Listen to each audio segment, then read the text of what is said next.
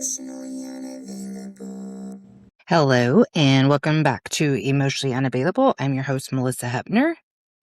Nice to see everyone. Recording this kind of late at night. It's been one of those days where I'm forgetting what's on my to-do list. This was on my to-do list. I have not even done the promo for today's episode of Unquiet Soul.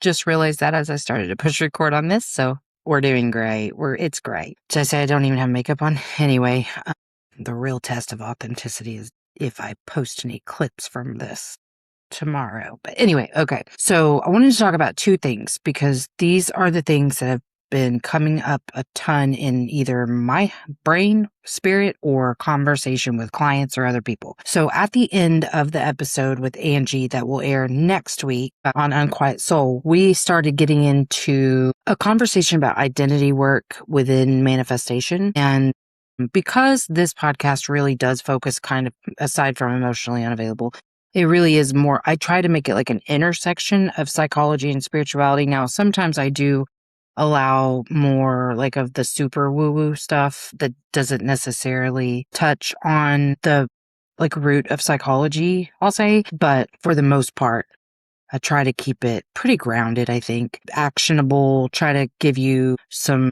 like something that you could take away from today to start integrating into your own life. So anyway, without talking manifestation specifically, there is a psychological root to the idea of manifestation. And so that's what I want to talk about because what I saw in my life is room for improvement, we'll say.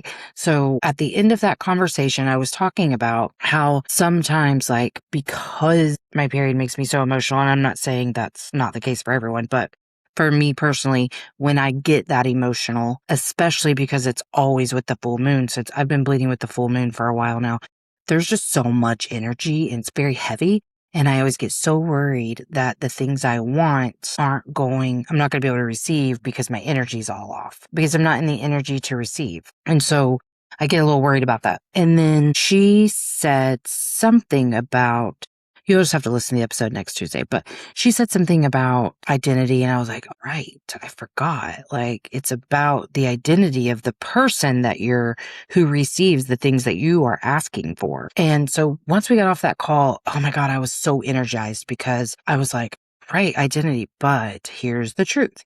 So what I said in that episode was the identity of the person that's asking for the life that I am asking for is actually not doing that much one-on-one therapy, has the type of schedule that allows for all of this creativity and impulsivity and getting to like travel to do some of the work that I want to do, which right now my current caseload doesn't necessarily allow for that. And then if I don't even have that big of a caseload, but if I did, that the things that I want to be doing I would have even less time for. So I was thinking about that. I've been thinking about it a lot actually. And I'm getting these like stirrings of things that are calling to me to want to do.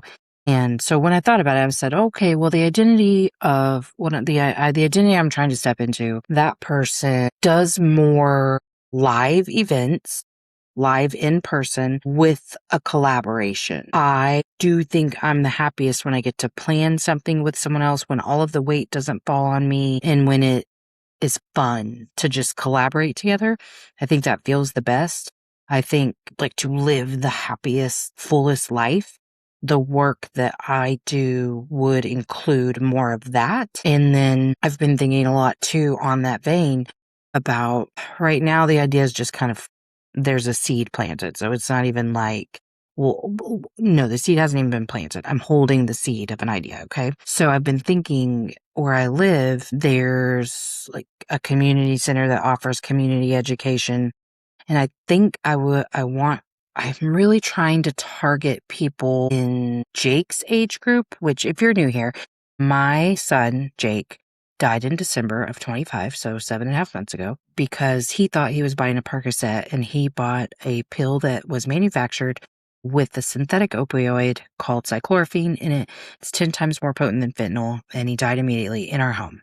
So I really want to target people his age, and I envision this being the feeling that I got from the support group that I went to, the grief group, and the feeling that people get from AA, where it's like a no judgment, but with me as an actual facilitator. Like in AA, if you've never been to one of those groups, I grew up in them because if you don't know, my parents were addicts when I was growing up. My dad died when I was 15 of an acute morphine overdose, and my mom died when I was 22 of complications related to Hep C and cirrhosis. And I was pregnant with my first kid, irrelevant. Okay, so I grew up in those meetings, and it's very usually step focused. They're talking about that step. And then everyone's just kind of sharing their weekly experience, how it ties into the step. Just a real open-hearted kind of situation. That was my experience in them anyway. And so, but I don't want to call it a therapy group. I want it to have that support group type feel, but where I am incorporating teaching. I want them to learn how to talk about their shit, but like me be there to unpack the shit. Maybe me and other people. The other thought is, man, inpatient psych for youth specifically, but really even adults here in Oklahoma is absolute fucking garbage. So is rehab here. And I'm really thinking about how I can contribute to creating a better environment for people seeking help. So those are seeds I'm holding. Here's the thing though, like where I'm just going to be really honest. I'm not afraid to do work to get there. Like if I just knew like, oh, okay, these are the steps that you take and this is the outcome, that's one thing. But there's a lot of vulnerability involved in the work I'm trying to create in that new identity, like a lot of vulnerability, because like I'm picturing creating this group and nobody showing up week after week, nobody there, or one person there, or two people there, which if two people showed up, that'd be great because that's two people who can talk to each other. And I really would be pretty happy, but like nobody showing up. I've had an event that nobody showed up to before. I mean, really, I was okay with it because it was an online event, but like if I create these events that nobody shows up for, because I really, in terms of live events, I want to do 1 to 3 day retreats, but mostly like mini retreats. Ashana and I are planning on one right now. If you don't know Ashana, she has a podcast, The Reclamation Room. She's been on the show a few times. She's near and dear to my heart. And she is Way Home Wellness on Instagram. She's fucking amazing and just madly in love with her. So we are planning something, but I envision myself again, that intersection of psychology and spirituality. And truly, I've become really intimate with what my gifts are. And I'm aware that I do have a gift of synthesizing information for people in a way that not everybody has. I can take a concept and translate it and people hear the way they need to hear it. That's a gift, and it is one of my gifts. And so I want to do that. I want to do more of that. But the thought of organizing things and nobody showing up. So those are things I've really been thinking about is like, what is that identity that I'm trying to step into? What are the things that they do to make those things happen? Because having these seeds is great. It's beautiful, but I have to be the one to plant them. I have to prepare the soil. I have to plant them. I have to tend to them. And there is that, fear of what if I'm not enough? What if I bite off more than I can chew, especially right now where I have a pretty limited capacity. And so I think about that stuff a lot. Today's just Tuesday, so I just had that conversation with her yesterday, but it hasn't left me. And that's how I know I'm onto something. And then thinking about that is what sparked these other ideas. So I'm not saying I'm going to go open up an inpatient psych unit for children, but I am saying I see something happening. And I never thought I would work with kids again because it's just not where my passion is. But I do think there's a way to help kids, because this is the thing that I keep telling myself. And I told his dad this yesterday. There's always going to be a new drug.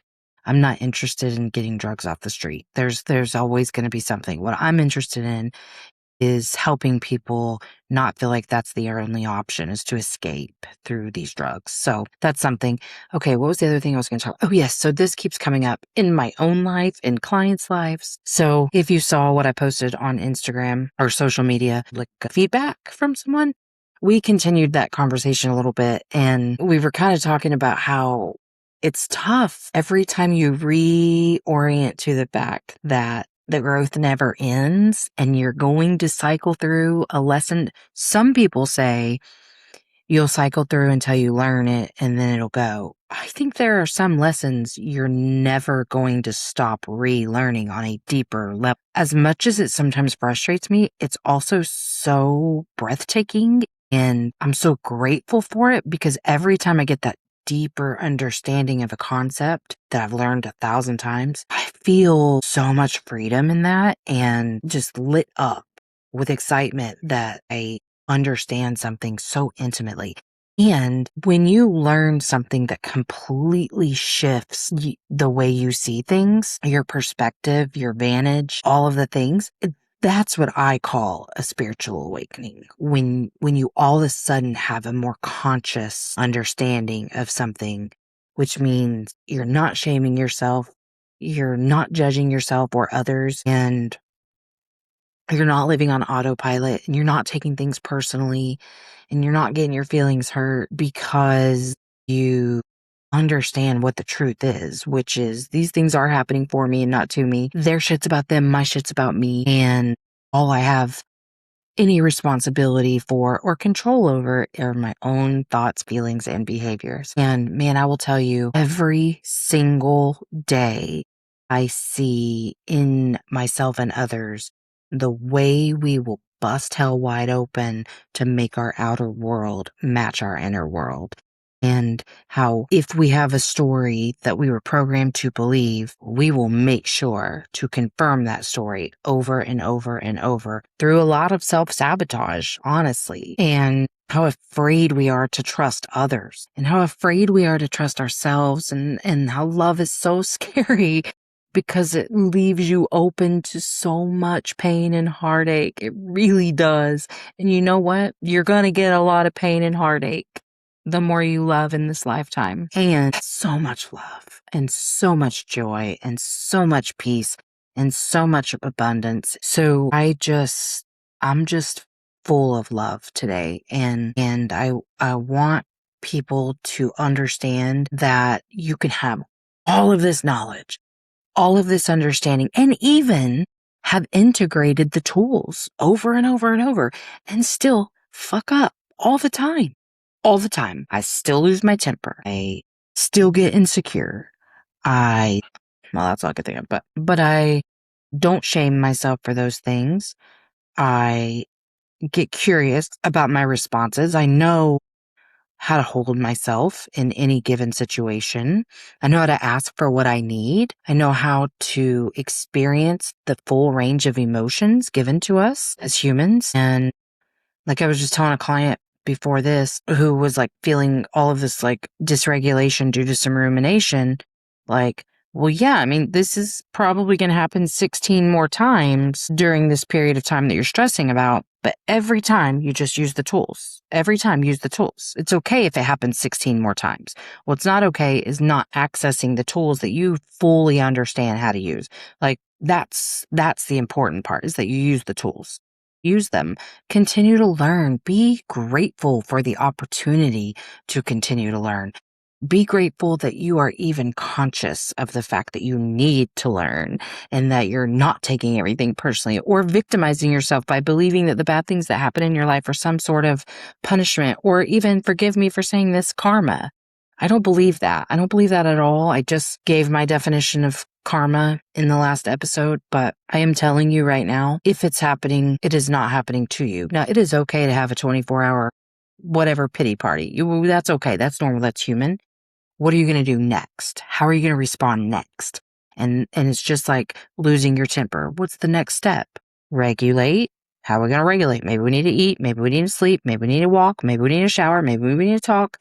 Maybe we need a hug. And then what's the next step? Okay. Apologize, repair, learn. You know, I really do not shame myself very much. I mean, I'll have those normal guilty feelings or whatever, and I allow them. I say this every episode almost, but resistance keeps you stuck. So that feeling came up for a reason. It is there to protect me from something, and I will allow it to just be there as long as it needs to.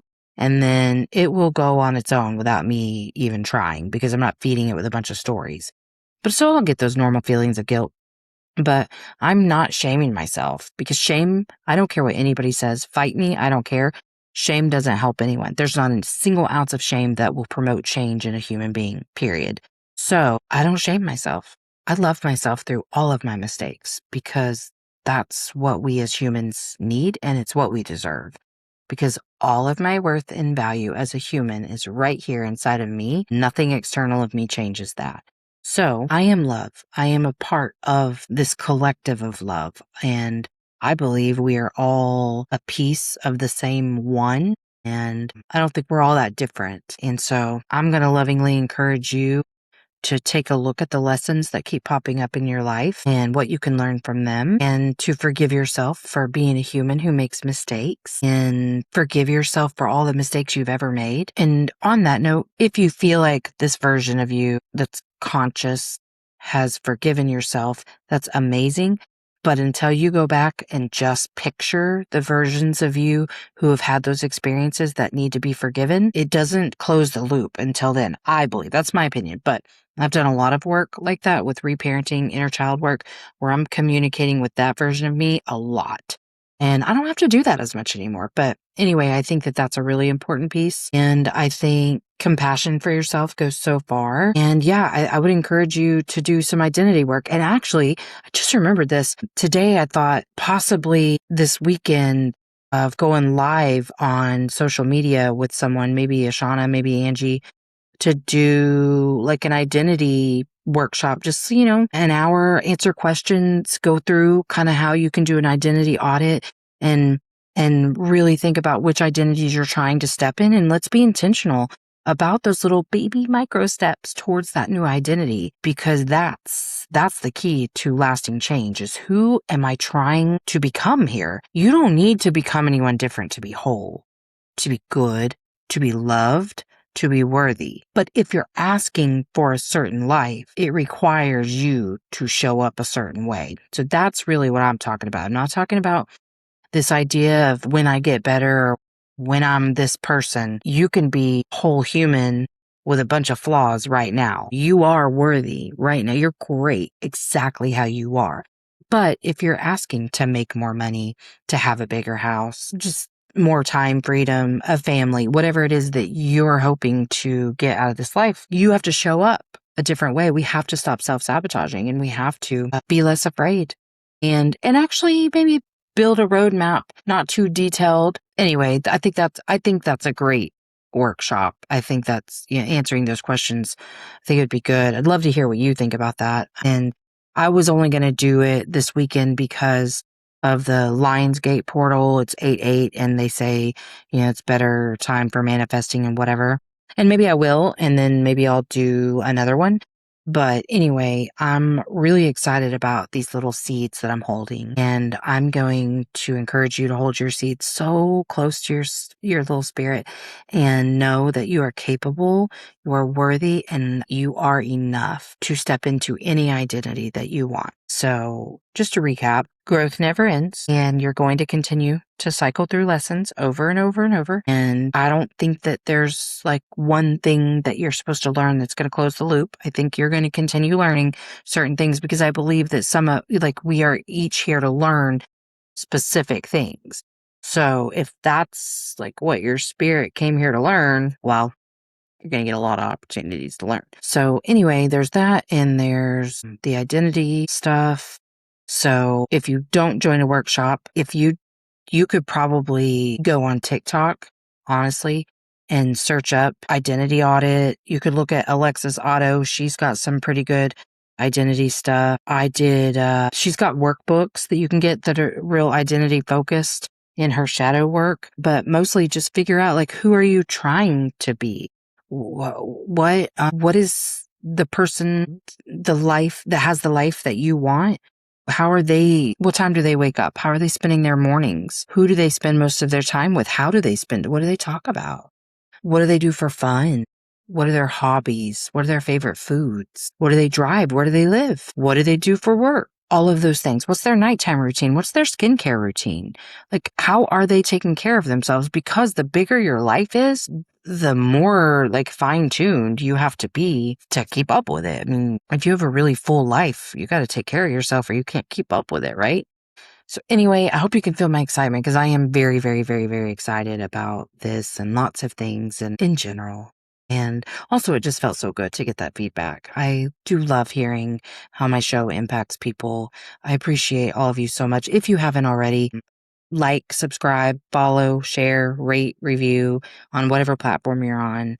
And it helps me get pushed out to a wider audience. And also it helps me in the ratings. Right now, I am listed as a top 5% podcast. I'm shooting for top 3 right now, and you can help with that. But I do love feedback. So I hope that I'll start hearing and getting more engagement on some of these things. But I love you. Like, if you're listening, I love you sincerely, deeply, madly, wholly. And yeah, I'll see you later. Thanks for coming to Emotionally Unavailable. If you haven't already, like, subscribe, and share. Emotionally unavailable.